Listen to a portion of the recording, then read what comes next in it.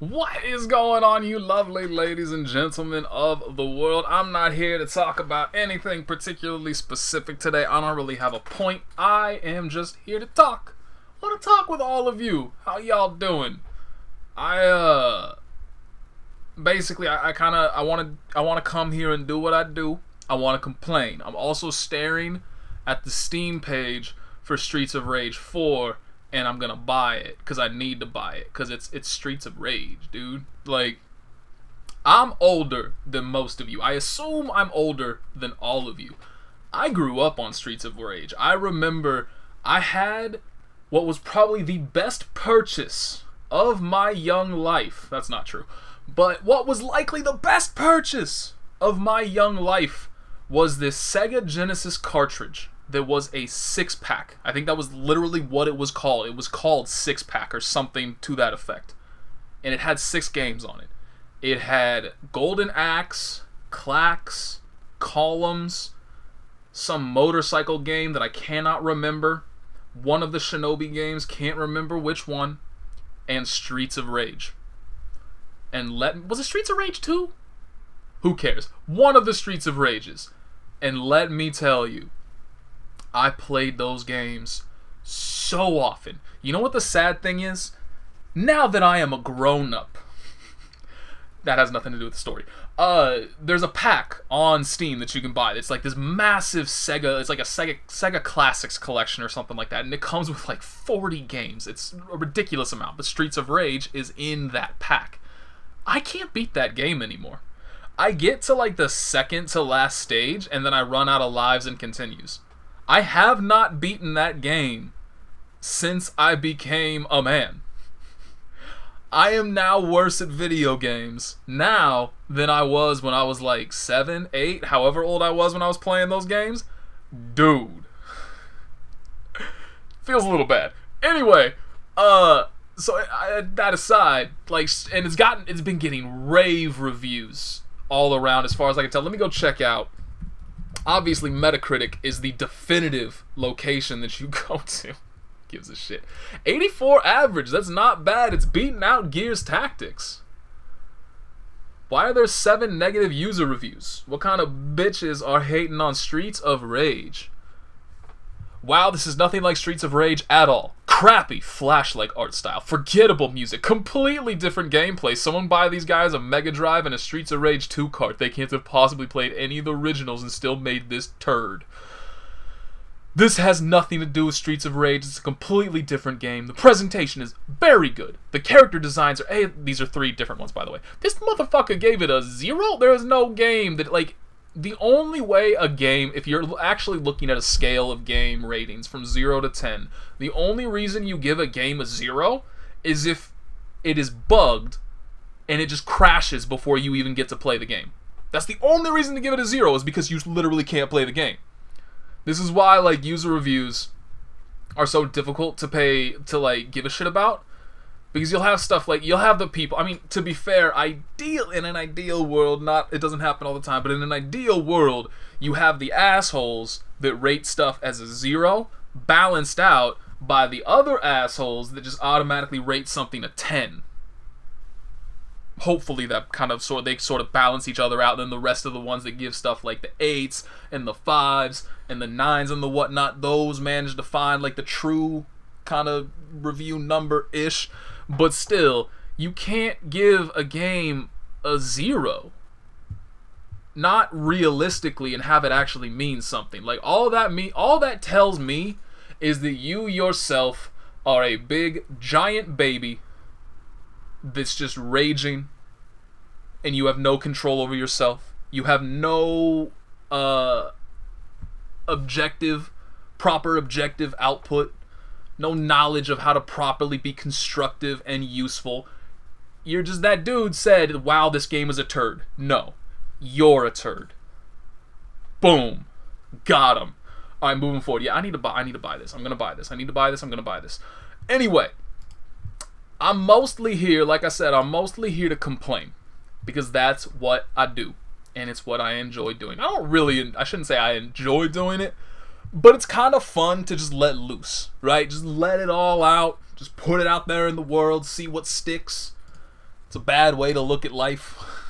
Just tossing out negativity left and right. Drag people down with you. Don't raise the world up with positivity. Bring it down with negativity. Make them come down to your level. That's the game plan, right? Everybody wants to be around somebody like that, right? But so, like, I'm faced with, thanks to both Fire Emblem, which I have not quit yet, but I will say I am pretty sure I have just gotten to the stage, which I have to imagine, like, with you. So it's not, I haven't posted another video just because I've fallen a little bit behind, not tragically behind, but a little bit behind in school, because I kind of stopped going to lectures. Like, I keep finding myself sitting here when the lecture is going on, just like spinning around in my chair, just not caring, because there's so many distractions from other people, from the professors themselves, that it feels like it's a more productive use of my time to just say, all right, I'm gonna focus hard for the next like half hour and rip through this lecture, rip through the content, parse out the useful stuff, kick out like the stuff that's probably not going to be of personal interest to me or testable material, that kind of stuff. So like, that's my thought process. But then I never set aside that 30 minutes. Which is obviously my own fault. Nobody's fault but my own if that's happening. But I just never set aside that 30 minutes to actually go in and read this stuff. And so it's just like, oh shit, I have a homework assignment due tonight. I don't know anything about the subject matter that this homework is on. And so I'm kind of just in that realm right now. And so thanks to that, I haven't really had time to edit together videos. And so I'm just behind on editing. I'm not behind on anything else. So I did not quit in that last mission inside the castle that you saw. I have moved past that, and like I said, I assume there's one specific mission decently soon after that you'll probably, if you've played it yourself or if you've seen anything about it, you're like, he's probably gonna quit here. And you'll probably be right. I have not quit officially, but let's just say I looked at all of the available, I looked at everything that I was going to have to put myself through, and I don't want to. I am not tempted in any way, shape, or form. So basically, if I get to a part of a game where I keep finding excuses to do something else aside from play that game, like, oh, I mean, yeah, I could do this right now, or I could go play Grand Blue Fantasy Versus, or I could go do a replay theater, or I could go do, you know, something that has nothing to do with video games, then it's probably not a good idea to continue to try forcing myself to play the game. And that's what's happening right now. So I think I done been beat. We'll find out. I have one last little thing that I want to see. So basically, the entire lesson that is Fire Emblem Three Houses maddening difficulty is that I want to be able to play the game within a certain style. And there's flexibility there. Like, I'm not gonna just be like, I want to play this one very rigid way, and if you don't let me do that, the game sucks. That's not it. But I think it's the opposite, where the game itself is like, you have to play this in one very rigid way, and if you don't, 90% of the time you're gonna lose the mission and you're gonna have to restart. And aside from some very, very lucky potential things that can have, like some very lucky rolls or whatever, you're gonna get screwed. And that part is what gets me. The other part I think that is really wearing me down is the constant, pathetic level ups that I've been getting, which is just pure RNG. There's nothing that I can do to affect them. It's just so consistently bad. And then you couple that with the maddening difficulty having all gained experience. So those level ups come fewer and far between, and so you've just been waiting for all this time. You've gone through damn near an entire mission without getting a level up. And then you get that one level up, and the character gets 2 stat ups in stats that aren't even relevant to them. And it's just like, I every time that happens, a part of me dies. Like, that aspect has happened so often, so regularly, that it really is like that part alone. I could be playing this on normal difficulty, where there's no challenge whatsoever. I just get to run through everything in my path, and I would still see those level ups, and it would still make me want to stop playing the game.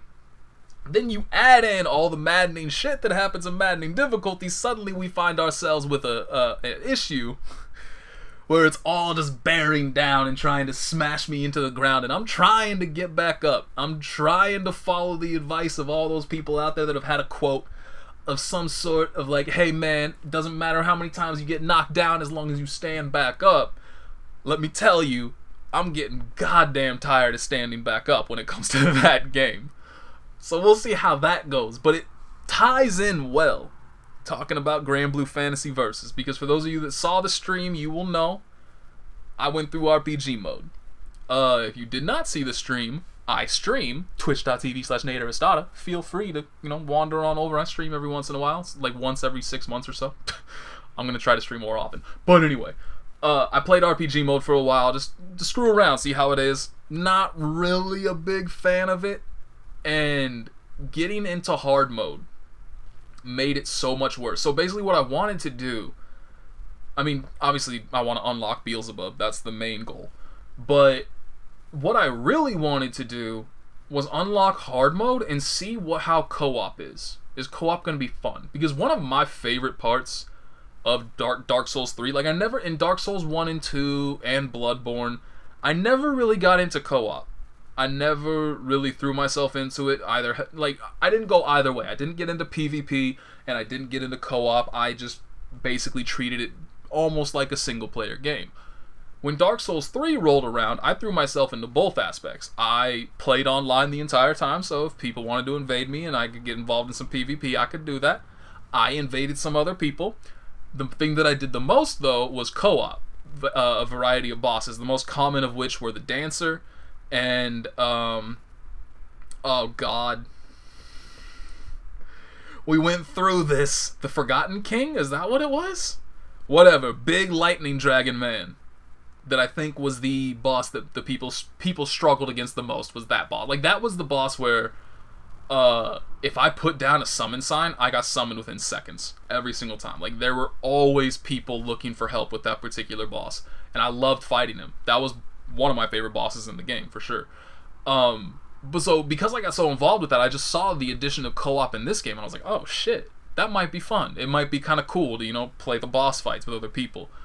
And so that's why I wound up pushing through into hard mode, was to try to get involved in that co-op stuff. But like, in doing so, the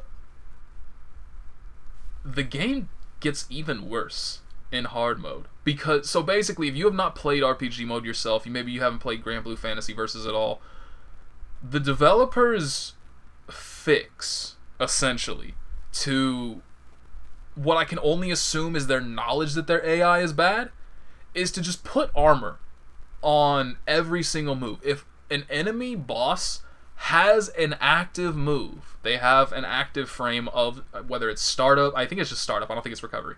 If they are in the startup or the active frames of any move that they have, they are granted permanent armor for the duration. You cannot stagger them out of it. You can't do anything about it. You just have to sit there and block. Now, this would not be that big of an issue if the AI was also not so blatantly, clearly built around button reading.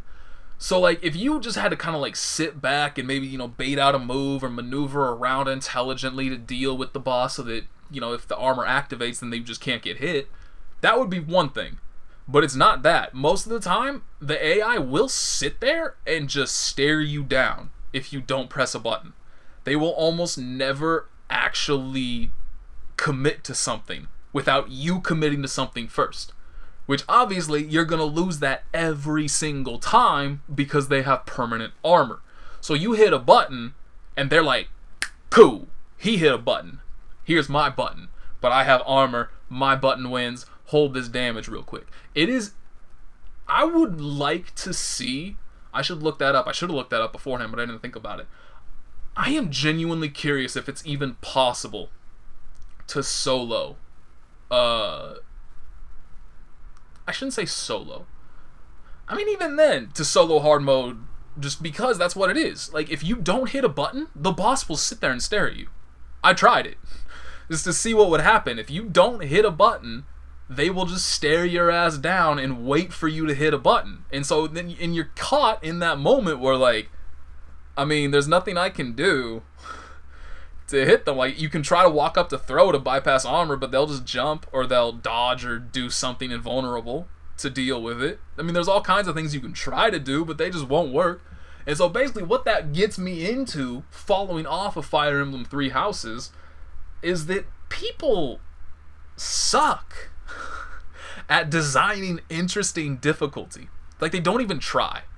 I would be perfectly fine if... So, like, Samurai Showdown.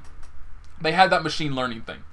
From what I never went back and looked at it, but from what I understand, it never really improved beyond the button mashing that it was originally.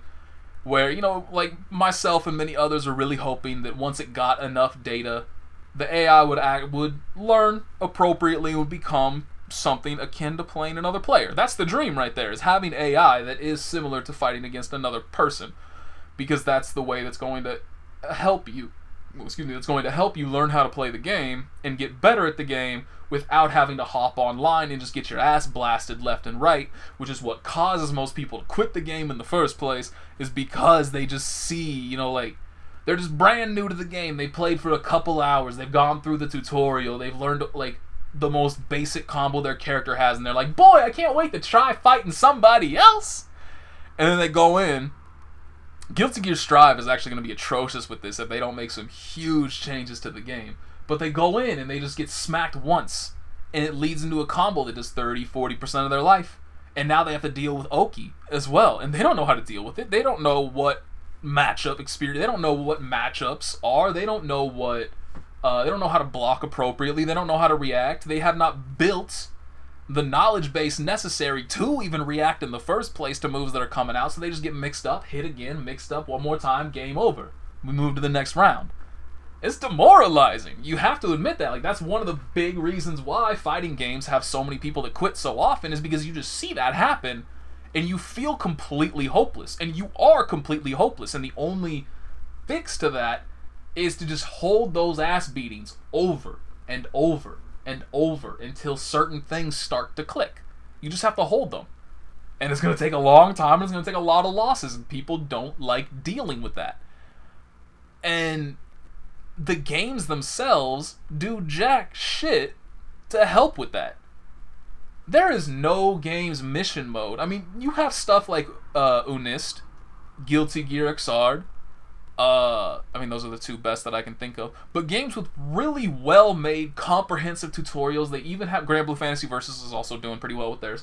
They have matchup-specific information as well. Well, they'll tell you certain things. So, like Guilty Gear Xrd, one of the first things they tell you about Soul specifically is Fafnir being plus on block. Very difficult to deal with it. You just can't really let him force you into blocking it, because if you do, you're in trouble. He gets some pretty dirty stuff off of it. Stuff like that. They can tell you that all day, but it's not going to help you until you're dealing with it in real live match scenario. And nothing in fighting games, fighting AI, whether it's story mode stuff, whether it's just in versus, doesn't matter if you're playing on easy or the hardest difficulty possible, I would say a good 95% of the experience you get from those matches is utterly and completely worthless when it comes to fighting against another person. And the reason for that is because AI is, again, pretty much always built around button reading and nothing else. So it's like, if you're just sitting there holding down back, the AI is going to run up to you and either throw out an overhead or they're going to try to throw you. One of the two. They're not going to try to run any frame traps. They're not going to try to bait you into reacting to something. They're just going to run up and they're going to coin flip. Are they going to overhead you or are they going to throw you? That's it. And it becomes very predictable. Same thing where if you hit a button, it's just a coin flip. Do they react with something that's going to beat you out? And there's nothing you can do about it. Either they're going to pick a move that's faster, or they're just going to throw out an invincible move solely because you press that button. It doesn't matter what scenario you press that button in. It doesn't matter if you're running some really interesting setup or if you're just mashing buttons. The AI does not care. It is just, there's a certain rate with which they will react to buttons pressed, and if that particular button hit that random chance, they're going to blow you up. And so you can't train an AI. You can't get them to expect something and go a different direction. In the same vein, there's no real adaptations for you to make against fighting an AI. Because you eventually, if you fight against it enough, you will learn exactly what their flowchart is. That's all the enemy AI is just a bunch of if statements. So once you learn what those if statements are, what they can potentially branch into, it becomes a simple matter to just know exactly what's coming next. And you can never do that against another person. You can kind of run through the probability in your mind. That's why like people doing some really, really objectively stupid shit winds up being not stupid. Because you're sitting there and you're thinking like, man, there's no way they're going to do this here. It would be the dumbest possible thing they can do. And then they do it, and it blows you up because you know that that was the dumbest thing they could do. They knew that was the dumbest thing they could do, and they knew you knew. And so they're like, they're not going to expect this. It would be the dumbest thing I could do. I would lose the match if I did this. Why would I ever do this? Time to do it. And you get popped by it. The AI will never do something like that. Ever. Like, and it just sucks to continually see like the roads that people can take. You can either put in some effort and make something truly interesting and unique and different and kind of push forward whatever arena of experience you're in. You push that forward, you kind of lay down a challenge to anybody else that's developing the same style of thing as you, and you say, look what I just put out there. This is better than anything that's ever come around before. Let's see what you can do with it next. Because you're never, like, it doesn't matter how smart you are, it doesn't matter how good you are at your job. Your perspective, your biases, all of that are always going to dictate your limitations. You're always going to, like, there's always going to be somebody who thinks so differently about something than you do that they will approach something differently and they'll come up with something unique that you yourself never would have come up with. That's why collaboration is so useful, is because people will have different mentalities, people will have different priorities, and so thanks to that, they can come up with something that's actually genuinely good that you yourself never would have thought of. But if you're never even trying, if you just accept the status quo, which is what this fighting game AI has been forever, it has been trash forever, it will continue to be trash forever, because everybody just thinks like, oh, nobody gives a shit about this. It doesn't matter. Nobody wants to fight against the AI. That's not the point. Without understanding that, like, nobody wants to fight against the AI because the AI sucks and it's boring, and nobody wants to fight against button reading bullshit. It's not because people would not fight against the AI. It's because the AI sucks. If it was interesting to fight against, if it was fun to fight against, and if you could genuinely learn and improve at the game by fighting the AI, you best believe I would train myself against the AI. But that's not what happens. And so it's just kind of like that self-fulfilling prophecy where it's like, well, I mean, we're not going to put effort into this because people don't care about it. You know, just look at the numbers. And so then they put it out, they look at it, and they're like, yeah, see, nobody's fighting against the AI. Nobody cares about fighting the AI. Why are we going to put effort into this? Where, like, you have to throw out a risk. You have to just try to make something cool and unique and hope that because of your effort, you get rewarded for it. Because you're putting out something different and unique, because of that, people will go to it and they'll be like, shit, man, they actually put some real good work in here. I can't believe we've never had this before. Because that's the thing, that kind of happened with me. I'm kind of speaking about this a little bit from personal experience. I can't go into terribly specific details, but back when I was trying to get into programming, I was thinking, like, why not get into working on games? It'd be a lot of fun, get into game design. And so I got a volunteer position with a video game company, and I was able to kind of work my way upward to wind up doing design of my own. And I was able to design fights. That's what I was most interested in, was designing PvE fights for people to get into that were more interesting, more intuitive. Basically trying... This game was well known for having a very in-depth PvP system. And so I had played this game before, and I really enjoyed the PvP. That's why I played it, was because of the PvP. And so once I got that volunteer position, I was like, one of the things that I can do here, that I would be allowed to do, is try to push forward the PvE. Bring it beyond what was essentially just a mindless grind that most people just scripted. Like, there was rampant scripting in the game, and it wasn't against the rules or anything, so that's why it was there. But everybody just scripted it, and then would just essentially go AFK. Because it was so uninteresting, so boring, and so mindless that there was no reason for you to be there. And so what I wanted to do was, okay, let's try to put some stuff in here that's genuinely interesting to fight against. That gets closer and closer to PvP. Because that's, in general, you would have the people that, like, you would almost always have people who enjoyed that sort of mindless, monotonous grind because it allowed them to just relax and do their own thing, participate in a world that they could enjoy with other people. And then you had the other side of people that were like me, just solely in it for the PvP. You just wanted to pit yourself against another person, see how your skills matched up. If you won, cool. If you didn't, go back to the drawing board, see what you can improve, see if you can win next time. Very rarely did those overlap. The majority of the time, the people that really enjoyed PvP hated the PvE. And most people that really enjoyed the PvE hated the PvP. Because they were so different and they offered completely different things. And so what I wanted to do was take at least a portion, like not reinvent the wheel, but just take a portion of the PvE and say, what if this was actually closer to PvP? What if I was able to design an AI that could adapt to the scenario and would do different things based off of the player's actions, their current status, what they were doing, what they were aiming for, and make it genuinely interesting. And I stumbled a few times.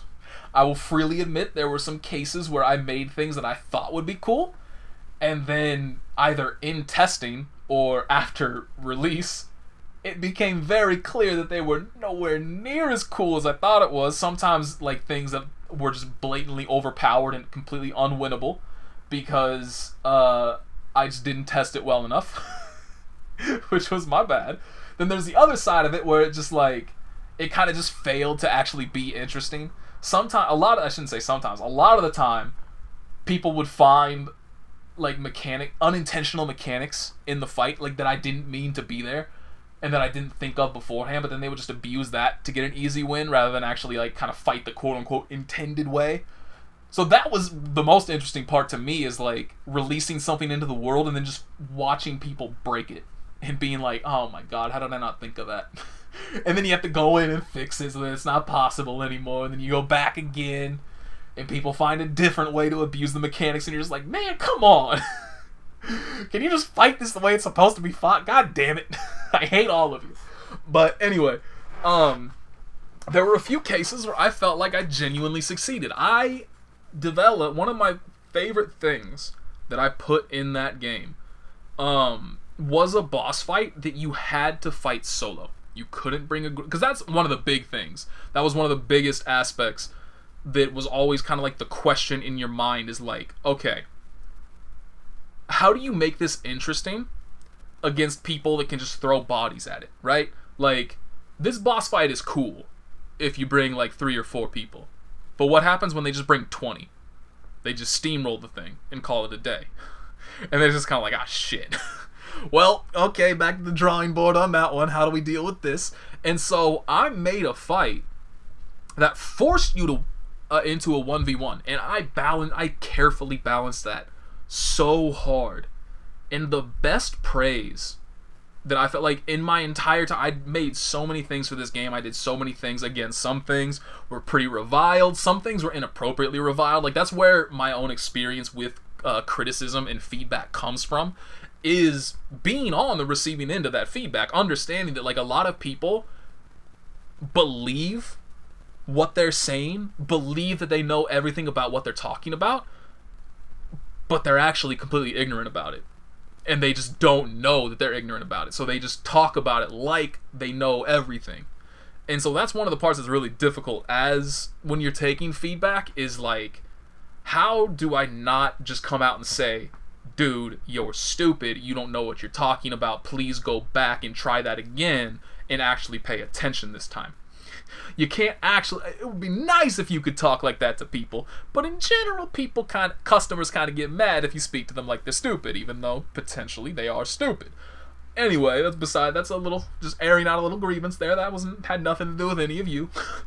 So one of the best pieces of feedback that I ever got from the positive side was a person that was well known, probably the best PvPer in the entire game. I shouldn't say probably. He was 100% the best at PvP in the entire game. And when he found out that this content had been released, that it was specifically, essentially a duel, a 1v1 duel, he ran to it. And he threw himself at it, and he died. And instead of doing what a lot of other people did in that scenario, which was just say, man, this is bullshit, this is stupid, this fight is unwinnable, what kind of trash can balanced this?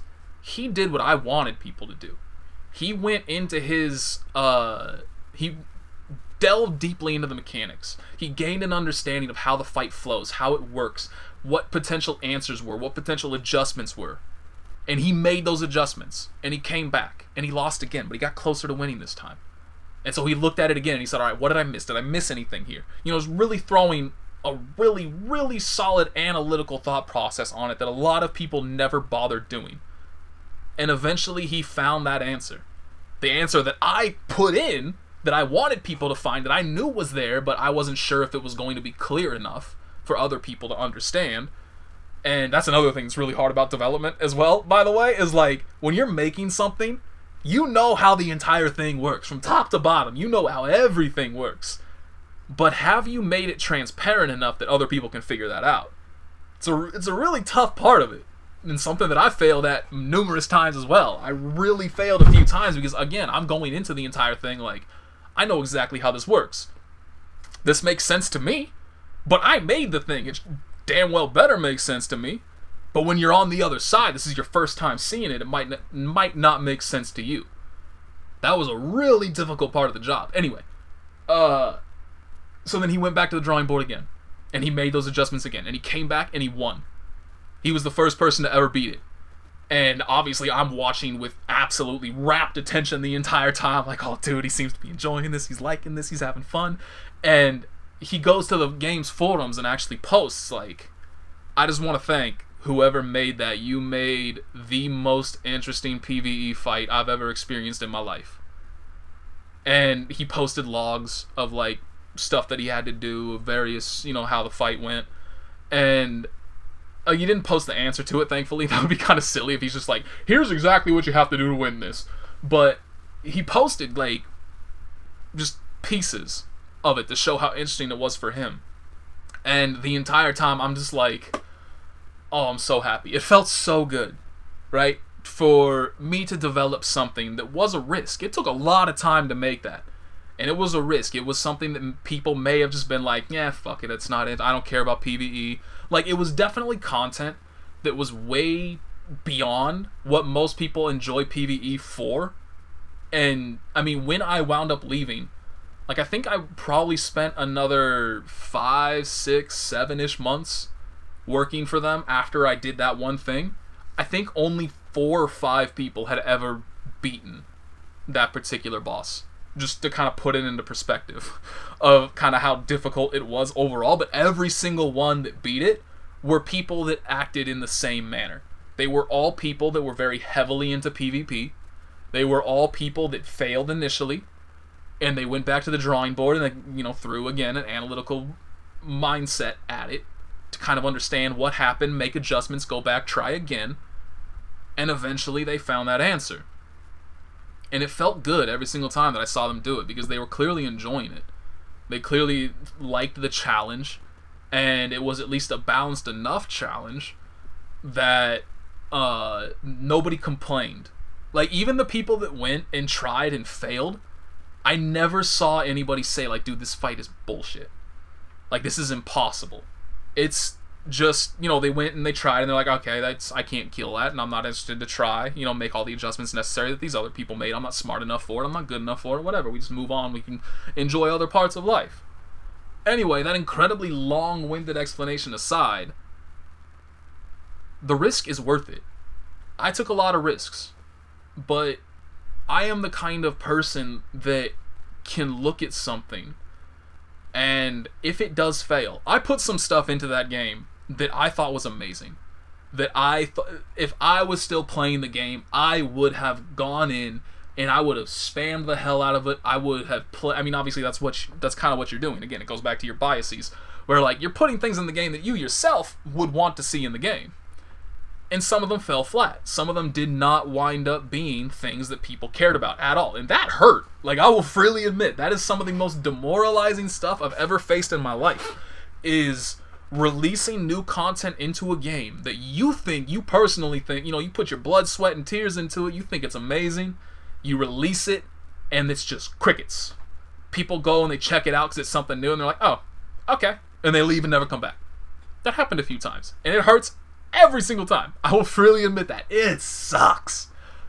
But I can suffer 50, 100, 200 of those gladly if it leads me to develop the experience necessary to get that one moment that I talked about beforehand, where I put that content in and somebody says, this is the best thing that I've seen in this game in a long time. That's what it was all aiming toward. So, again, that incredibly long-winded explanation aside, I wish fighting game devs had more balls than they do. But they clearly don't. And they're not they just think, like, all that we need is a good person versus person, and we can call it a day. Like, we can clearly see from the majority of fighting game story modes, even though they put the story mode in the game, they don't try with it. They don't try to develop a good, interesting story that includes the entire cast, that has any sort of character development. They don't try to put in interesting single-player modes. They don't, some games, Tekken, Harada, you were a dumbass, aren't even willing to put in tutorials to teach people how to play their own damn game. They're not even bright enough to do that. And then I'm sitting over here being like, man, AI sure could be a lot better in fighting games beyond just button reading, but like, when all somebody has to do is basically just copy paste what's been used in every other fighting game ever, saves them a lot of effort, saves them a lot of risk. And so I understand why they do it. I just wish they didn't. Boy, that one, I was not intending to talk about that at all. And I just spent like 20 minutes talking about it. So I'm gonna call it right there. So essentially, I don't even know if I ever solidified what I was saying earlier about, because originally this was supposed to be about Granblue Fantasy Versus and Fire Emblem Three Houses, and how their quote-unquote difficulty when it comes to hard mode and RPG mode and maddening difficulty in Three Houses is that it's more difficult, for sure. Undeniably, it is more difficult. But it's not more difficult in an interesting way. It is not more difficult because you yourself have to learn how to play the game better. You yourself have to, like, really truly delve into the game, understand its mechanics, understand how to fight things. It's all just stat checks. That's it. They just throw larger and larger stats at you, and either you can deal with them or you can't. There's no real middle ground. Like, essentially, it's like there's not a whole lot of room for genuine skill expression, because thanks to the way that those fights have been designed, you have to deal with them in a very specific manner. And if you don't, you're just going to get run over. And that feels bad to fighting. Like, it's not satisfying to win. It's just like, oh, okay, cool, I found the necessary answer for this particular fight. I can't wait to go on to the next fight and have to suffer through essentially trial and error to discover the answer to this fight now. Can't wait. Super excited for it.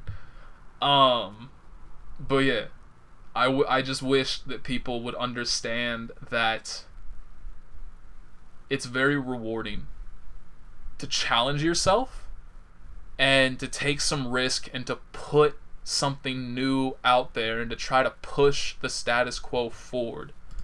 Try to unbalance it, try to change it for the better, and kind of present other people. In so doing, you present other people with ideas for them to go and do the same thing. For them to now, like, okay, cool, I just stepped forward a little bit beyond what we currently have. Now you take what are you gonna do for your next step? How big of a step are you? Are you gonna try to jump? You gonna kind of tiptoe forward? What are you gonna do with this? Show me. I'm interested. But we haven't had that like ever in fighting games. It's just you fight AI in a fighting game from 2000, and it acts pretty much the exact same way of a game that's gonna be released, of a game that just got released last year. It's going to be released next year. They're all the same. There's no difference to it. And that's crazy for something to go through such little advancement in so long a period of time. And I feel like that I hate myself for bringing this back to fighting games and bringing it back to such like I wanted this to be superfluous complaints, absolutely meaningless, not trying to, bring anything existential into the process. But I feel like that mentality as a whole just surrounds the entirety of fighting games, where it's like, nobody cares about this part, right? And so why put effort into it? But people don't care about that part because there isn't any effort put into it. And we can all see that. It's just rough. It's a rough little circle that we keep going in, and I wish somebody would break that circle. But I think I'm just going to have to keep wishing for a very long time. Thank you for listening. If you managed to make it this far, you're a wonderful person. I'm done. Hopefully I'll see you all next time. Peace.